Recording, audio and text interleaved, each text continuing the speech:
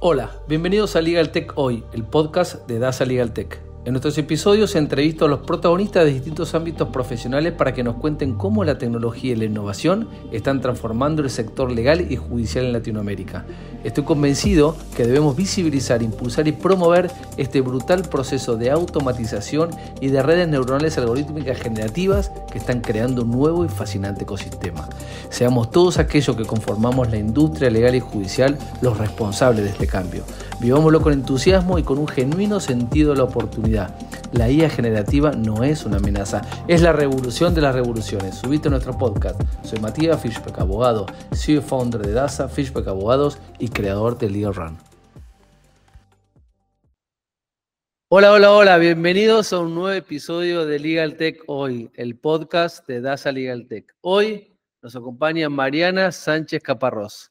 Mariana es abogada de la UBA con varias diplomaturas y posgrados en la Universidad Austral, Champagnat, Católica, entre otras. Es profesora de Derecho Administrativo, Derecho Constitucional en varias universidades, es profesora de Blockchain en Derecho y Empresa en la Universidad Austral, es líder de investigación y coordinadora en el IALAP de la UBA y es relatora, letrada y líder de proyecto de modernización del Superior Tribunal de Tierra del Fuego. ¡Buah! Un montón. Mariana, al fin, acá estamos. Millón de gracias por estar con nosotros hoy. Hola Mati, bueno, la verdad que un gusto estar con ustedes, un gusto participar de este podcast, que para mí son espacios que están buenísimos de aprendizaje, de intercambio, también de conocernos, porque estamos armando de a poco, creo, una red ampliada, digamos, de gente que tiene ganas de transformar la manera en que se ejerce el derecho, así que estoy, digamos, me pone muy contenta como la existencia de estos espacios de intercambio. Buenísimo. Sabes que yo siempre hago una primera pregunta, como en general te digo, más del 90% son todos abogados, y lo primero que siempre pregunto es, ¿cómo un abogado, y en tu caso, derecho administrativo, constitucional, qué aburrido, por favor, cómo de ahí llegaste a ser una verdadera impulsora de la innovación, la modernización, la transformación? ¿Cómo fue esa recorrida? Y a ver, yo soy bastante inquieta, creo que justo le contaba a alguien que en 12 o 15 años de trabajo cambié digamos, de lugar de trabajo como 7 veces. Y a mí me pasa, digamos, el derecho administrativo a mí me abrió la puerta para trabajar en el sector público, que es un sector que a mí me gusta mucho porque verdaderamente creo que es transversal como a la vida de la gente, el sector público, sea el Poder Ejecutivo, el Poder Legislativo o en este caso el Poder Judicial. Y lo que me empezó a pasar hace unos años fue que empecé como a sentir que el derecho por sí solo no era suficiente para dar respuesta a las necesidades de las personas que son las que trata de cubrir el sector público, ¿no? Y me empecé a dar cuenta que iba a las jornadas de derecho administrativo, en mi caso las del Austral, por ejemplo, que eran como nuestras jornadas. Yo decía, ay, otra vez hablando de la ley de medidas cautelares, muchachos, hace 13 años que se sancionó la norma. Y digo, y hace 13 años que esto no funciona, y bueno, y esto pasa por otro lado, y en ese por otro lado, en la pandemia me choqué con Juan Corbalán, con quien después ya hicimos una relación, ¿no? Más de amistad y de trabajo conjunto en el laboratorio, y ahí me di cuenta que la respuesta iba por otro lado, ¿no? Que había que empezar a mirar otras cosas que no tenían que ver con el derecho. Nosotros los abogados tenemos para mí un defecto que viene de la universidad, que a veces nos enseñan que crear normas es crear y hacer efectivos los derechos, ¿no? Y para hacer efectivos los derechos se necesitan más cosas que tienen que ver con la gestión. Y bueno, y ahí encontré en la tecnología una aliada para empezar a ver cómo podemos, nada, ser más eficientes y de cara a eso, ¿no? De garantizar los derechos de las personas. Sí, vos recién hablabas de los pasos nuestros por las universidades.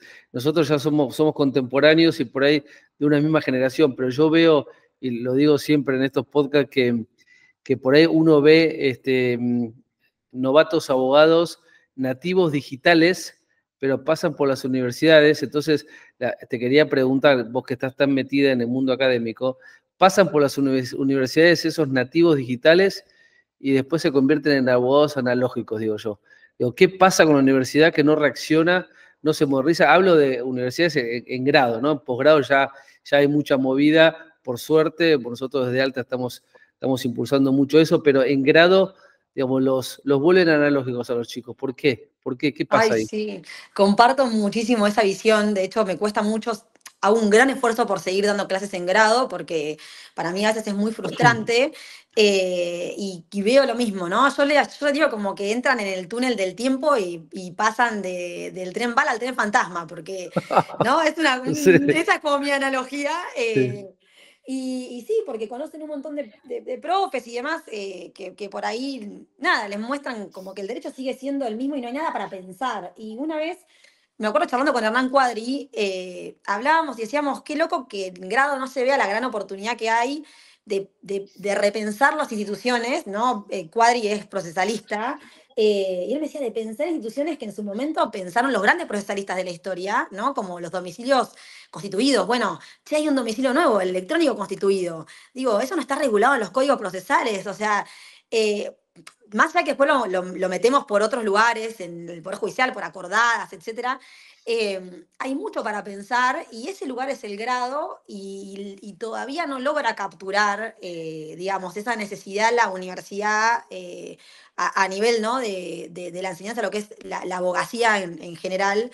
Y bueno, creo que nada, que ahí falta visión, me parece, fundamentalmente, y que es una pena por esto, porque entran chicos que vienen nativos digitales, que para mí sí saben manejar un celular, pero no saben cómo explotar las herramientas para Exacto. funcionalmente aplicarlas a la profesión, y Claro. se pierde una gran oportunidad durante esos 5 años de mostrarles a estos pibes que el derecho necesita ser repensado en función de estas herramientas por muchas cosas. O sea, por cosas que tienen que ver con el uso, por cosas que tienen que ver con la regulación, por cosas que tienen que ver con repensar y refundar, para mí, institutos que tenemos pensados de cierta manera, porque el papel te permitía hacerlo de cierta manera.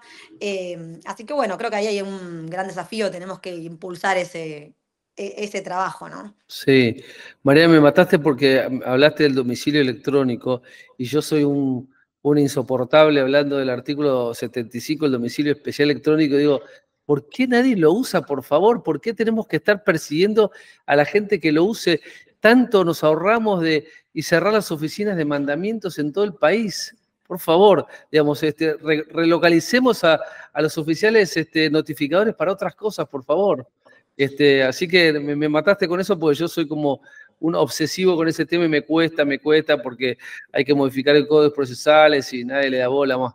Te quería preguntar, porque vos, claro, hablamos de esto y para vos, hoy los conocimientos, ¿cuál es el alcance del conocimiento para un buen abogado, un buen jurista? Digamos, porque hoy hay palabras como hard skills, soft skills, digamos, ¿esto es común en los chicos o en los abogados escuchar esto? ¿O crees que es algo que hay que darle un poco más de manija? Creo que hay que darle más manija para todo. El año pasado, de hecho, yo hice un trabajito para un número especial de la ley que era por el día digamos, de la magistratura. Y justamente la pregunta era esa, ¿no? Si para ser un buen jurista alcanzan los conocimientos duros o los hard skills, ¿no? Que son los que nosotros siempre necesitamos. Históricamente, vos para ser un buen jurista, digamos, un académico o un funcionario, un juez, necesitabas muchos posgrados, ¿no? Posgrados de derecho duro. Y yo creo que hoy eso se queda corto para ser un buen abogado y para mí para ser un buen jurista también desde de la academia o del poder judicial, porque creo que se necesitan otros skills, otras habilidades que son habilidades blandas, que los abogados tenemos muy poco incorporadas. Ahí el grado vuelve, creo, ¿no? A tener un gran punto flaco en esto, que tiene que ver con tener herramientas para saber negociar, para ser flexible, para aprender y desaprender, para poder, digamos, trabajar empáticamente, trabajar en equipo. Los abogados no estamos formados para trabajar en equipo, básicamente porque las universidades nos forman como abogados litigantes, ¿no? Y el perfil del abogado litigante de por sí es un contrapunto con el trabajar en equipo. O sea, porque de hecho es un perfil de confrontación, digamos. Y creo que se necesitan otras habilidades, las blandas por un lado y las habilidades 4.0 que se les llama, ¿no? Las tecnológicas, creo que son las otras, ¿no? El combo para mí de un buen jurista, si uno lo pensara como una pirámide, si se quiere, o como un triángulo de las tres puntas, yo creo que son las habilidades duras que nos las da la universidad, las habilidades blandas que no nos las da la universidad, que mencionaba recién y las habilidades 4.0 que tampoco nos las da la universidad. Hoy yo creo que es inconcebible un juez de primera instancia que no tenga herramientas para un buen liderazgo, para gestionar equipos, para trabajar con metodologías ágiles, para trabajar con tecnología y exprimir los sistemas de gestión de expediente electrónico que tiene. Yo creo que hoy en un consejo de la magistratura vos no podés preguntarle a un juez solamente cuánto conoce el derecho de fondo. O sea, me parece que te quedas recontra corto. O sea, una cosa es para un juez de un superior tribunal, pero otra cosa es para un juez de primera instancia. O sea, y si vos me decís, che, ¿qué sacrificarías para un juez de primera instancia? Que sepa derecho. O sea, para mí hoy es mucho mejor un juez de primera instancia que sepa gestionar y que en ese saber gestionar se pueda rodear de pibes que sepan de derecho y no un tipo ultra dogmático que no sabe gestionar. Totalmente, totalmente. Y en ese sentido, ¿cómo estás viendo vos? Porque yo sé que vos sos una entusiasta y partícipe activo de la innovación en la justicia a nivel nacional. ¿Cómo lo estás viendo? Pero de verdad, sacate un poco el cassette y decí de verdad, más allá de todo lo que vos intentás hacer y lo que vos participás, ¿vos cómo estás viendo, digamos, y jugátela y decí de verdad? ¿Cómo estás viendo vos la innovación en la justicia argentina? Mirá, te hago un comentario. Antes de ayer, yo la verdad que, primero te doy mi opinión, yo la verdad que por momentos me entusiasmo mucho cuando veo a personajes como vos, que te incluyo en los que yo llamo siempre distintos, gente que realmente quiere hacer y quiere innovar, desde el lado de la justicia, a mí me emociona mucho y me entusiasma. Y el otro día se contactaron conmigo dos jueces casualmente de primera instancia de Santa Fe, contándome que quieren salir de esto, de la parte dura, de esas dos teorías procesalistas que tiene Santa Fe de toda la vida y que lo único que piensan es en eso. Entonces quieren cambiar, quieren gestionar, quieren innovar. Y la verdad que eran dos jueces jóvenes y a mí me genera tanta ilusión. Primero, que ellos se animen a contactarme a mí, que yo soy un cuatro de copa, que lo único que hago, digamos, es entusiasmar a la gente, y que ya ellos tengan esa actitud, me pareció increíble. Así que quería conocer un poco tu opinión, pero sin cassette. No, sin cassette yo lo veo inorgánico. Sí, tendría que ser una manera de escribirlo inorgánico, pero lo inorgánico en la transformación digital, cuando uno mapea, nosotros hicimos un trabajo acá en Tierra del Fuego que ahora estamos tratando de reflotarlo para actualizarlo con la FAM, con la Federación Argentina de la Magistratura, de relevamiento de sistemas de gestión de expediente electrónico en todo el país para ver cómo estábamos. Y uno ve que lo federal, digamos, de carácter federal de nuestro Poder Judicial, ¿no? En esto del federalismo, básicamente, que te permite tener justicias locales, hace que haya como una gran situación inorgánica en cuanto a el estadio de transformación digital que tienen las provincias. Después, por otro lado, creo que esta gran mirada centralista que tiene históricamente nuestro país, donde nosotros miramos la transformación digital a partir de lo que pasa en los juzgados federales, hace que a veces uno se pierda de ver cosas que están pasando en las provincias que son muy asombrosas. Nosotros tenemos provincias que están muy avanzadas en transformación digital. Yo siempre, de hecho, lo hablo con uno de los jueces de Río Negro, que siempre digo, yo soy la embajadora de ustedes, yo estoy en Tierra del Fuego, pero ustedes son como nuestra luz, digamos, con el doctor Ricardo Acarián, que les recomiendo si lo pueden entrevistar, ojalá que acepte porque es un fenómeno, verdaderamente. Es un juez de corte con una mirada de gestión, para mí, de pocos jueces que yo he conocido así. Rionero tiene, digamos, una transformación digital de avanzada, Tucumán también, después Córdoba anda muy bien, Mendoza también va de a poco hacia ese lugar. Hay provincias que están como muy avanzadas y eso hay como mucha dispersión, ¿no? Entonces acaba lo inorgánico. O sea, creo que nos falta todavía unar esfuerzos, que es algo que en algún momento yo lo he hablado también se lo he comentado a Mario Adaro. Digo, che, nos falta como un espacio para unificar esfuerzos, porque nosotros en definitiva la estructura del proceso es igual en todas las provincias, o sea, después tenemos, digamos, algunas cositas de diferencia, y en ese contexto, en un país con tan poco recurso como el nuestro, ¿por qué digamos, no intercambiamos información? O sea, no intercambiamos programadores, no intercambiamos funcionalidades. De hecho, nosotros en Tierra del Fuego salimos un poco a hacer eso, a mirar qué estaban haciendo en otros lugares para poder traernos lo que están haciendo en otros lugares, porque eso es ser inteligente, no es, digamos, o sea, eso hacia la eficiencia en el gasto que vos también como tenés como provincia. Entonces ahí, volviendo a tu pregunta, yo veo que hay mucho esfuerzo disperso y que a veces para no amargarse hay que mirar las provincias, porque hay muchas provincias que están avanzando hacia la transformación digital, y hablo de una verdadera transformación digital, que no es un software, tiene que ver con revisar procesos, con incorporar metodologías ágiles, con más adelante traer algunas cosas vinculadas con inteligencia artificial, pero inteligentemente, digamos, y se está haciendo un montón. Es difícil, digamos, porque el sector público no tiene los incentivos del sector privado para transformarse.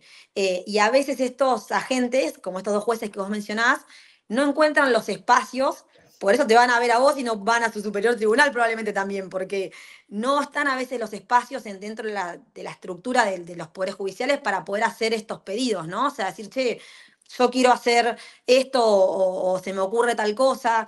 Y bueno, digamos, y ahí tenemos un camino para andar desde los poderes judiciales, ¿no? Que yo creo que a veces no encuentra eco en las organizaciones que tenemos los poderes judiciales para canalizar esas cosas. Pero bueno, yo tengo fe que de a poco vamos hacia un lugar. Bueno, vos lo nombraste a Mario. Yo creo que Mario intenta hacer mucho de eso, ¿no? Pues Sí, primero, claramente, digamos, esto que vos decías tiene que ver también con nuestro federalismo, ¿no? Digamos, esta particularidad de tener, digamos, tantas jurisdicciones y de esta forma lo hace tremendamente difícil. Pero creo que Mario y vos, digamos, son personas que están intentando generar espacios comunes. Mario, por ejemplo, en JUSLAB, digamos, tiene ahí un lugar, digamos, donde se van juntando todo lo que se está haciendo a nivel nacional. Pero bueno, nada, es un camino lento para recorrer y fuerte, ¿no? lento, sí. Sí, Y está bueno como hay varias iniciativas. Digamos, bueno, Mario para mí es un referente en esta temática. Nosotros trabajamos mucho juntos. Y él armó el laboratorio y a mí me parece también una iniciativa súper interesante, sobre todo para darle espacio a mucha gente que no tiene esos espacios en sus propios poderes judiciales. Y creo que en algún momento estas iniciativas que parecen aisladas van a confluir en un lugar común. Un gran desafío que tenemos los abogados que estamos trabajando en esto es que históricamente la transformación digital del Poder Judicial se hacía exclusivamente desde las áreas de informática de los poderes judiciales, o sea, con poca participación de los abogados. Y ahí tuvimos todo un tiempo de empezar a romper con eso, porque la transformación digital no la puede liderar solamente el área de informática de un poder judicial, porque después te pasa que tenés un software que no te sirve. O sea, a obvio, muchos de nosotros nos ha pasado, ¿entendés? Que decís, ¿esto quién lo hizo? Porque a mí no me estaría sirviendo para trabajar, tengo que hacer sí, sí, 50 millones de sí, clics, sí. hago papel, lo hago en papel, ¿entendés? Pero Marian, una pregunta, porque yo tengo una posición, viste la típica teoría de que en cualquier organización el proceso de transformación digital tiene que ser piramidal, de que la alta dirección tiene que tomar la iniciativa, etcétera. Yo creo que hoy no es así, lo vengo repitiendo, de que yo creo que hoy desde las bases se pueden hacer muchas cosas, pequeños grandes pasos, y esos pequeños grandes pasos hoy con una tecnología totalmente democratizada y, digamos, y a bajo costo, me parece que desde abajo se puede hacer mucho, pero tal vez también es una fantasía. Y te quería preguntar, vos, por ejemplo, en tu experiencia en Tierra del Fuego, ¿vos crees que ese camino se puede recorrer o necesariamente tiene que haber una gran decisión? Para mí es un mix. Yo creo que es un mix que tiene que haber una decisión institucional de ir hacia un lugar, o sea, que el norte se lo defina la alta dirección. El norte puede ser algo tan simple como que queremos ser el poder judicial más digitalizado del país, ponele, ¿entendés? Y después la transformación se hace con las bases, o sea, se hace con la gente que labura en la diaria, escuchando a esas personas, dándote cuenta que son tus stakeholders, digamos, o tus partes interesadas en los proyectos, y los incluís para trabajar porque son los que conocen el laburo. Entonces, después, digamos, todo lo que es el mapeo, el rediseño de procesos, que para mí es la base después de donde se monta la tecnología, digamos, eso es la gente con la que tenés que trabajar porque es la que conoce y porque es la que recibe después el producto. Pero creo que la decisión institucional tiene que estar sí o sí, porque si no, terminan siendo iniciativas pequeñas que quedan en pruebas piloto, que nunca salen del piloto. Nosotros tratamos un poco a nivel, digamos, por lo menos en el proyecto en el que yo trabajo, de romper con eso. Por eso nuestro proyecto está, digamos, decidido por los ministros de la Corte, depende de los ministros de la Corte, y después se trabaja directamente con los usuarios. Pero la decisión institucional de hacia dónde ir se tomó a nivel, digamos, de superior tribunal. ¿Por qué? Porque aparte, vos para transformar la justicia digitalmente necesitas recursos, recursos no hablo solamente de sueldos de la gente que trabaja, Ah, digo, claro. necesitas computadoras aptas, buena conectividad a internet, Mm. necesitas que se definan equipos de programadores para empezar a programar el software que vas a necesitar. Entonces, más allá de la democratización de un montón de cosas, todo lo que es como lo duro, o sea, el hardware, digamos, que es el que hay que pagar, las herramientas de oficina, de ofimática viejas que se les llama para tener nube, hay que pagarlo. Entonces, creo que si vos te quedás solo en la transformación digamos, pensada desde las bases, no puedes escalarla, digamos. Para poder escalarla necesitas la decisión de la alta dirección. Entonces creo que si uno ahí va por un proyecto de transformación digital hay que buscar las dos patas, me parece a mí. Ahora, vos hablabas de que, claro, que tradicionalmente esto era una tarea de las direcciones de informática, entonces ahora que coincido de que hay que no tiene más protagonismo, por lo menos, digamos, ¿cómo trasvasar esa posición de alejarlos, sacarle protagonismo, pero después necesitarlo, ¿no? Que creo que es una gran tarea y un gran desafío, ¿no? Entonces ahí también tiene que ver mucho lo humano, qué sé yo, y tantas otras cosas, ¿no? Totalmente. Bueno, ese es un poco mi rol acá. Tiene que ver con, yo sé algo de programación porque estudié un tiempo y suelo ser como una traductora entre lo que necesita el usuario final, digamos, el pibe que está en la mesa de entradas, el despachante, y, digamos, lo que necesita conocer de eso el programador y cuánto dentro de lo que va a programar tiene libertad de decisión y cuánto no, porque hay normas detrás de ese negocio, digamos que tiene que respetar, ¿no? Yo lo hablo mucho con los chicos nuestros, nosotros tenemos un equipo, digamos, yo trabajo mucho con los chicos de informática, para mí aparte es un placer laburar con ellos, y muchas veces cumplo ese rol intermedio, ¿no? Que no es que ellos se corren, sino que ellos entienden que hay, digamos, el equipo entiende que hay una decisión institucional y una serie de normas que hay que respetar y después hay libertad de diseño, digamos, porque para mí hay una diferencia entre el programador que hace un software para Mercado Libre, ponele, y el que hace un software para Poder Judicial. El negocio, o sea, digamos, dentro de lo que es la informática como género, hay una especie de informático que es el analista funcional, digamos.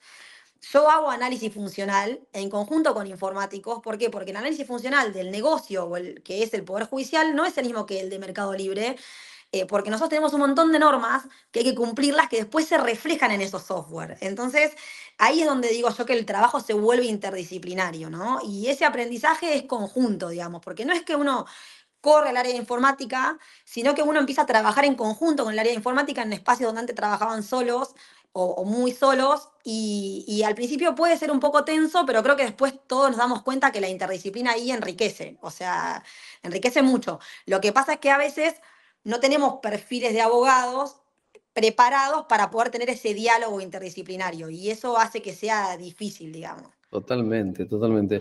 Mariana, y la transformación digital en la justicia, ¿vos crees que es una tarea exclusiva e independiente de la justicia? ¿Tiene algo que ver el sector legal? ¿Cada uno hace lo suyo? ¿Trabajan juntos? ¿Cómo es eso? ¿Cómo es eso de, hay un ecosistema, tiene que haber, no? Sí, para mí tiene que haberlo, creo que es clave.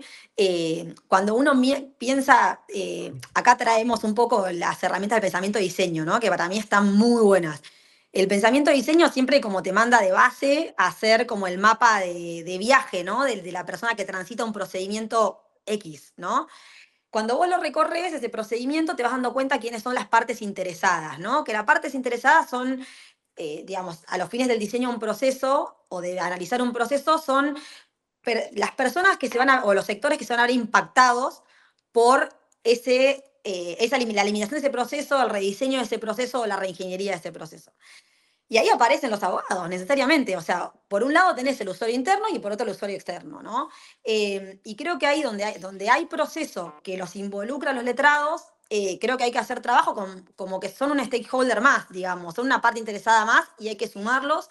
Y cuando lo sumás está bueno porque la verdad que hay un feedback que es interesante. A veces como todo, ¿no? No es que uno cuando incorpora, nosotros incorporamos la metodología de pensamiento y diseño al trabajo que hacemos, y no es que vos todo el tiempo llamás a todos los stakeholders, porque también se vuelve caótico, pero sí cuando hay cuestiones críticas, donde sabés digamos, que el impacto es grande en ese usuario, lo traes a la mesa para poder interactuar con vos y para que también dé su opinión sobre aquello que hace falta, sobre cómo se puede mejorar. Eso para mí es súper importante. Creo que ahí la mesa es ampliada. No permanentemente para todo, digo, sino para ciertos proyectos. La inteligencia institucional está en identificar cuáles, ¿no? Sí, yo tengo una mirada más, tal vez más extrema y más autocrítica como abogado privado, en el sentido de que los abogados somos igual de responsables de la ineficiencia de la justicia. Entonces, la verdad es que es hora que nos hagamos cargo, es hora que asumamos la responsabilidad y de generar este cambio con esta oportunidad que tenemos con la innovación. Yo entiendo, digamos, yo sé que la innovación va de la mano de la gestión, como bien lo decís, pero yo creo, estoy como muy convencido que estamos frente a una oportunidad. Y esta oportunidad, digamos, solo la justicia no lo va a poder hacer. Los abogados tenemos que hacernos cargos también, ¿no? Digamos, el abogado con las dos primeras, el abogado con ponerse la mejor corbata, el abogado con escribir, digamos, un escrito que lo puede hacer en media carilla, lo hace en 450 hojas, le mete latín, digamos, tengo que cambiar, el abogado No, tiene que y yo te cambiar. digo algo más básico, el abogado que te escanea las cosas en un PDF con formato imagen, ¿entendés? O sea, de hecho es una lucha que yo tengo acá, no es mi bandera, todavía no la he podido mejorar, que yo en algún momento, sí yo creo desde la justicia, la autocrítica que uno hace es decir, yo no te puedo pedir a los colegios si yo no ofrezco a cambio. Bueno, cuando yo empiezo a ofrecer a cambio, te tengo que poder demandar esas cosas tan básicas por ejemplo, porque aparte es autoatentar contra tu laburo, o sea, nosotros no logramos que los abogados se escaneen en formato buscable y entonces después te dicen, haceme un visor de expediente para ver expediente tipo libro. Yo te digo, sí, pero está completamente inutilizable porque vos me escaneaste la mitad de las cosas que están escaneadas por las partes, están en formato estático, no podés aprovechar ese texto, o sea, ergo, no me va a servir a mí para meter inteligencia artificial, voy a tener que hacer todo un laburo de OCR.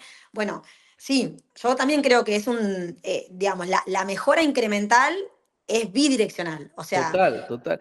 Mira, el otro día leía, yo trabajo para un banco, y yo veía, tenía que hacer un relevamiento de un tema y miraba demandas de colegas, y yo veía cómo hacían la liquidación de una deuda, y te juro que, digamos, en un texto, en un Word, escribiendo con signos una fórmula, que vos decís, yo no puedo entender, es imposible, así es muy difícil. Entonces, creo que es tan importante el cambio que tenemos que hacer los abogados, tan importante que si yo creo que, no, tampoco le quiero poner tanto protagonismo, pero de verdad creo que tienen que hacer un cambio fuerte. Y tengo una esperanza, te cuento porque justo lo contaba ayer otra persona, eh, y quería preguntarte, para mí, no sé, y que vos sos más estudiosa en el tema, no sé si es un tema muy personal, pero yo siento que de algún modo, post pandemia, con este auge de la transformación digital, a todos nos agudizó el espíritu colaborativo en general.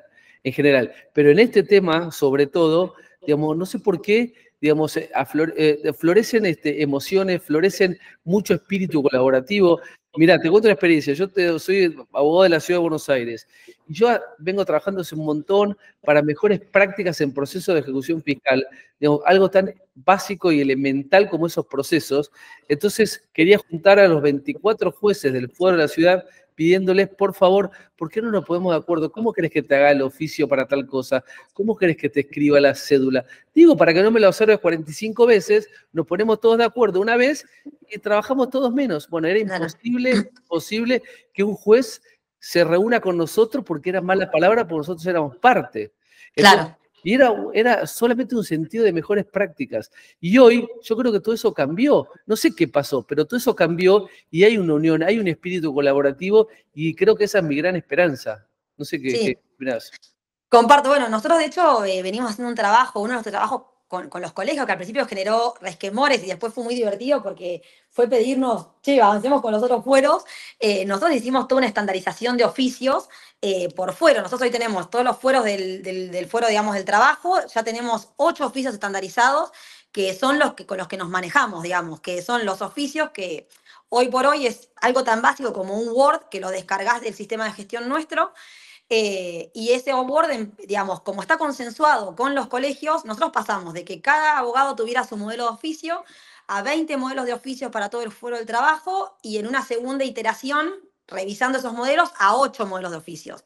Y esos modelos ahora van a ir pronto al sistema de gestión como modelos de oficios y no están impuestos desde el Superior Tribunal, están consensuados con los colegios. A Claro. partir de ahí avanzamos con el Foro Civil y Comercial y ahora estamos yendo con el Foro de Familia. Y la verdad que a nosotros nos simplificó muchísimo el confronte, porque era difícil de explicar, pero le beneficiaba, por un lado, al abogado porque lo hace más rápido y porque se lo confrontan más rápido. Y a nosotros internamente porque a los 2 meses de usar el modelo, la persona del despacho que hace el confronte ya no lee más el dato fijo, lee solo los datos variables. Entonces, digamos, hace ese control y sale mucho más rápido también el oficio. Y eso fue un trabajo con los colegios. O sea, yo creo que hay un montón de cosas que se pueden estandarizar y la Mm. estandarización ahí también creo que es bidireccional. O sea, que no tenemos que estandarizar nosotros desde el Poder Judicial. A veces sí en algunas cosas, pero en otras creo que se puede consensuar porque la verdad que los aportes que hacen los colegios en nuestro caso siempre son súper útiles. O sea, son Mm. cosas que a nosotros nos sirven. Porque son los Sí, que sí. trabajan en definitiva con Sí, ese sí, oficio. totalmente. Mariana, te voy a hacer dos preguntas más porque en la tele el tiempo es tirano, ¿viste? Sí, entonces podríamos estar hablando todo el día, pero una, antes que me olvide, es vos que estás tan involucrada y con una participación tan activa en la IALAB, contame algo que hayas dicho, qué orgullo, qué bueno lo que hicimos en IALAB, algo que te haya que te vuele la cabeza y dijiste, qué bueno lo que hicimos en IALAB, que nos puedas contar. Para mí, así, lo que a mí me voló la cabeza fue, la verdad, una guía de uso de IA generativa que hicimos el año pasado para poderes judiciales, que un día estábamos con Juan y le digo, che, Juan, me está pasando que veo que la gente en mi laburo está usando está usando ChatGPT, me preocupa por varias razones, por el mal uso, por la protección de datos, etcétera. Yo voy a dar un curso, le digo, y se anotaron 700 personas. Nosotros en el Poder Judicial somos 900. O sea, imagínate, o sea, hay interés. Le digo, armemos una guía o algo, porque esto para mí se usa mal. Y bueno, hicimos la guía y después la guía la tradujimos al inglés y la levantó el MIT y nos hicieron una devolución de la gente del MIT que tiene un equipo, digamos, de derecho computacional, le llaman ellos, de derecho informático. Y nos hicieron una devolución diciéndonos que la verdad que les había parecido que estaba muy buena, o sea, que abordaba un montón de temas. Y eso para mí fue como un flash, porque la verdad que fue simplemente como bajar a tierra cosas que nosotros conocíamos y cómo aplicarlas. Sí, sí, tal cual, lo leí y totalmente, la verdad que fue increíble. Hablando de IA, ¿no? Obviamente no podemos dejar de tomarnos un ratito en eso. ¿Cómo para vos es el impacto de la IA en la justicia y en el sector legal? Para mí tiene un impacto, va a tener un impacto importante. Va a Yo tener. a veces, sí, Mm. yo a veces no creo que sea el que miramos tradicionalmente, el de análisis de datos, el de análisis de precedentes, comparación. Para mí no va tanto por ahí. Para mí el impacto, digamos, de la inteligencia artificial en la justicia creo que va a venir mucho de la mano de la inteligencia artificial generativa de los modelos open source. De hecho, nosotros acá en el Poder Judicial estamos con un proyecto hobby, le decimos nosotros, pequeño, de hacer un buscador inteligente que haga como síntesis de documentos con IA generativa, explorando con llama, estamos trabajando. Creo que la mano va a venir de ahí, de los modelos open source, porque son los que te permiten proteger los datos, digamos, que nosotros hacemos tratamiento de datos personales todo el tiempo.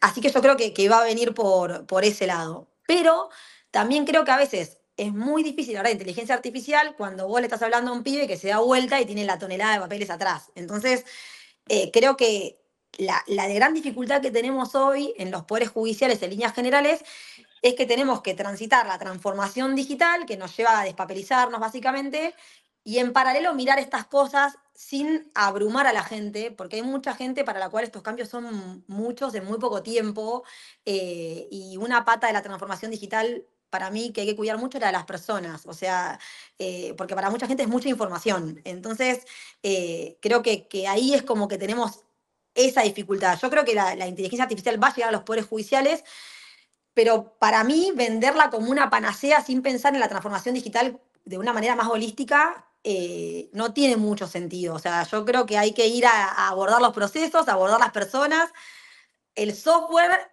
y después metemos IA. Sí, pero ¿no te parece a vos que, digamos, que hay como un margen todavía muy, no solamente en la justicia, sino en todos lados, de pensar todavía en la IA, pero como un proceso de automatización que tanto todavía se puede hacer ahí? La IA generativa es espectacular, fenomenal, pero yo a veces veo también como que se genera una brecha muy grande entre las cosas que están pasando en la IA generativa día a día, y me parece que como que nos estamos quedando, la brecha cada vez es más grande. Es decir, Sí. la evolución es tan rápida, y nosotros no llegamos a entender, digamos, cómo automatizar un proceso, y ya nos están hablando de datos sintéticos que nos vuelan la cabeza, pero todavía estamos allá atrás. Sí, totalmente, porque incluso cuando tenés sistemas de gestión, vos por ahí tenés un usuario que está haciendo 50 millones de clics para hacer un escrito de una Exacto, cédula. exacto, Entonces, yo digo, no se puede ir hacia una cosa sin abordar la otra. claro, Entonces, me parece a mí que primero tenemos que ir por los 50 millones de clics y en paralelo el proyecto hobby, como hacemos nosotros, pero nosotros decimos, che, no podemos hablar de IA si tenemos, no sé, nuestro fuero penal que todavía trabaja con tanto papel. Bueno, vamos mechando, ¿no? Y en ese contexto no perder de vista a la persona, porque, digamos, en el sector público no hay incentivos verdaderamente para cambiar la forma en la que vos tenés que trabajar. A la gente tenés que encantarla por otro lugar. Por quizás hacerle notar que todo lo que aprende para el trabajo le va a servir para la vida. O sea, mucho hablamos de eso nosotros acá con nuestros usuarios. Y bueno, creo que hay que, como que hay que ir avanzando sin descuidar la gente y sin dejar de mirar cuál es la realidad en la que vos estás parado, porque, bueno, digamos, todavía tenemos sistemas de gestión con bastantes deficiencias. La gente tiene que estar cómoda para trabajar, o sea, para mí, para pedirle que apliquen IA. Y después otra cosa, por ejemplo, para las ejecuciones fiscales que vos mencionabas recién. Si yo tengo una ejecución fiscal y quiero pensar en aplicar inteligencia artificial, bueno, primero miremos el proceso, porque digo, si en la ejecución fiscal vos tenés en líneas generales que tenés los juzgados civiles y comerciales, tienen un 80% de sus procesos son ejecuciones, buenísimo, es un tema para atacar.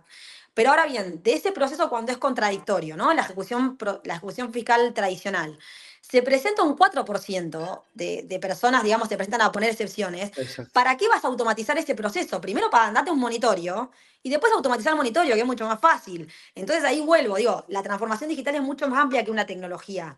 O sea, es ver el proceso también, porque, digo, no tiene sentido, de hecho lo hemos hablado acá, nosotros tenemos el proceso de ejecuciones fiscales tradicionales. Yo les decía, para mí no tiene sentido, nuestra tasa de oposición es del 2%. Entonces, ¿yo para qué voy a automatizar ese proceso? Primero voy a hacer una reingeniería de ese proceso y después automatizo de una manera más simple. Bueno, ahí hay un camino Pero es que, pero es que largo. mira, me tocas también un tema que también soy obsesivo.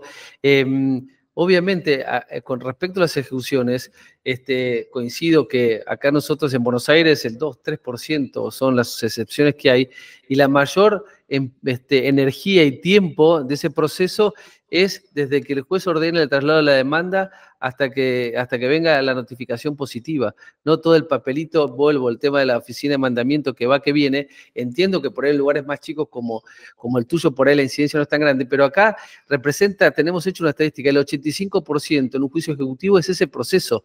Entonces, fíjate si pudiéramos trabajar en un domicilio electrónico donde alineado no sé, al quit, al quill, a donde sea, que podamos notificar a un deudor, a un demandado, a través de un mail, ¿no? Mirá lo que significaría eso. Yo tengo una teoría que eso significaría, digamos, una potenciación de la cobrabilidad. Eso significaría, digamos, que el crédito, al haber menos morosidad, las tasas de interés empiezan a bajar, y eso contribuye a una economía mucho mejor. Pero ese proceso también es tan difícil porque hay que modificar el código procesales y hay que inculcar muchísimo. Pero es como vos decís, a veces estamos pensando cosas, digamos, tremendas, y antes hay tanto por hacer, ¿no?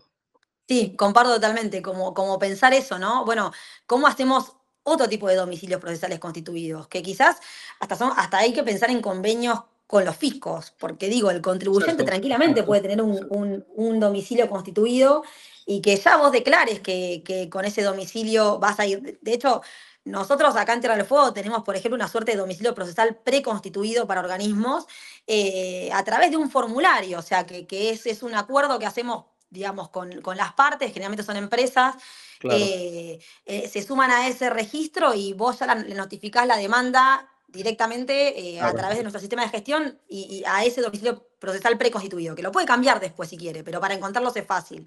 Bueno, yo creo que con los contribuyentes se podría hacer algo parecido y después algún convenio entre justicia y ejecutivo, pero hay que ponerse creativo, digamos, en muchas de estas cosas.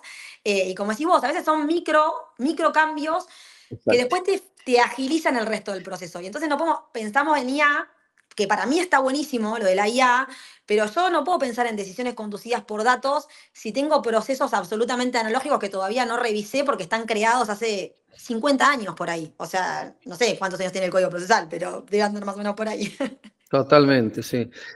Para cerrar, Marian, nosotros hacemos un desafío. En la temporada anterior hacíamos más vinculado a si la IA nos va a reemplazar, etcétera, pero la verdad que me decían que está muy sesgado y en este caso quisimos también, en algún punto, si hablamos tanto de innovación y IA, qué sé yo, de que realmente a ver si los protagonistas realmente le damos sentido práctico o no. Entonces te quería preguntar, son 3 preguntitas. Una es, si vos tenés identificado algún proyecto en el sector legal, en el judicial, alguna idea que vos dijiste, que puede ser incluso alguna que estás desarrollando vos que me contaste, lo que sea, algo que digas, qué bueno esta IA, realmente lo que nos va a cambiar la vida. ¿Tenés alguna que nos puedas contar? Cambiar la vida no, pero sí creo que hay algo para explorar y bastante interesante, me parece, vinculado con IA, que creo que es estos modelos open source, son lo que se vienen, ¿no? Llama, Mistral. Hay una nueva forma de entrenarlos que se llaman RAGs, el formato es el RAG, que vos lo que haces es a ese modelo de lenguaje, le aplicás arriba una capa de conocimiento propia. Ese modelo vos lo corres local o en una nube que vos contrates con tus términos y condiciones, y da muy buenos resultados para hacer como búsquedas de cosas y trabajando con prompts, digamos. Eso creo que es algo bastante interesante que tenemos y que nos puede agilizar muchos procesos. El resumen de sentencias, nada, mismo buscar tus propios precedentes, hacer análisis de antecedentes, creo que eso está bastante bueno. Mira, la verdad que me quedan un montón de preguntas para hacerte. Por ejemplo, una es ¿qué opinión tenés sobre la nube? ¿Qué hacemos con los datos de los poderes judiciales en la nube? No sé, tantas preguntas tengo que hacer, creo que vamos a tener que hacer otra entrevista o hacer un webinar o algo, porque hay muchas cosas que me quedaron pendientes. Pero te quería preguntar, vos, en tu vida cotidiana y en tu vida profesional, ¿qué IA usás? Puedes dar nombres, no importa que Un no. mix. Un mix. Yo uso un poco de Bing para redactar algunas cosas simples. Mm, Nosotros tenemos el paquete de Microsoft en la mm. oficina y ahora Bing está integrado a la política de privacidad que está enmarcada en nuestro contrato que tenemos como Poder Judicial, así que eso te da una flexibilidad para hacer más cosas. También empecé a usar mucho Gemini, que mejoró muchísimo Gemini. Mejoró, sí. Mejoró muchísimo, Mm. y después ahora empecé a usar por la multimodalidad, empecé a usar más ChatGPT para hacer algunas cosas, digamos, que siempre protegiendo datos personales, que para mí esa es como una bandera, sobre todo los de terceros que yo administro, ¿no? O sea, no los míos, bueno, de última mi problema, pero los que están vinculados con la gestión de datos, del tratamiento de datos personales que hacemos como Poder Judicial, para mí es súper importante. Y, Esas y, tres. te, con ChatGPT 4 te enganchaste, es así que estás como una loca ahí, taca, taca, charlando, hablando, enamorándote, ¿o no? El nuevo, Sí. el ChatGPT-O, el Omni, Sí, sí. sí, todavía tiene pocas cosas, pero lo más interesante que le encontré fue la multimodalidad. Esto que ahora vos podés subir fotos o podés subir PDFs y también, digamos, interactuar. Para eso yo venía usando Bing, que lo tenés cuando vos abrís un PDF en Edge, en el navegador, el ex Internet Explorer, te permite hacerlo. Y bueno, y ahora se sumó también ChatGPT. Creo que como cada uno ofrece distintas cosas, está bueno como no casarse con ninguna IA. ¿Sabes qué? Te voy a contar total no se escucha nadie. Ayer eran como las 2 de la mañana que no me podía dormir y yo estaba paviando y le puse el PDF del tomo 1 del Tratado de Inteligencia Artificial y Derecho de Juan y que vos estás también y pedí que me haga un artículo periodístico. No sabes qué bueno que estuvo. Y me lo hizo todo, pero todo el tomo, que no sé, que son como 800 páginas, y me lo hizo en, no sé, menos de un minuto. Y me hizo un resumen periodístico, pero impresionante. No, sí, es impresionante. La verdad que sí, es impresionante. Yo creo que todavía lo subutilizamos. Pero Sí, sí, bueno, para mucha gente es, digamos, es complejísimo. O sea, va a llevar un tiempo, yo creo, de adaptación. sí, sí, tal cual. Bueno, Mariana, acá ahora tenemos que terminar. Te agradezco un montón. La verdad estuvo buenísimo. Gracias por prestarte este ratito. Creo que este espacio también tiene que ver con eso de crear un ecosistema. Así que creo que estamos haciendo mérito a lo que sostenemos y lo que pensamos, así que de verdad muchísimas gracias. No, muchísimas gracias a ustedes. También comparto la visión. Creo que el trabajo es conjunto, o sea, es con quienes están del otro lado del mostrador, donde yo supe estar también, y quienes estamos de este, porque hay que aunar esfuerzos verdaderamente para que esta transformación sea inclusiva de las necesidades de todos. Bueno, gracias, Marian, un beso. Gracias. Gracias por escucharnos. Esto fue un episodio más de Legal Tech Hoy, el podcast de Dasa Legal Tech. Si te gustó, compartilo, poné me gusta y suscríbete. Si querés conocernos más, ingresá a dasalegaltech.com. Soy Matías Fischbeck y hasta el próximo episodio. Chau.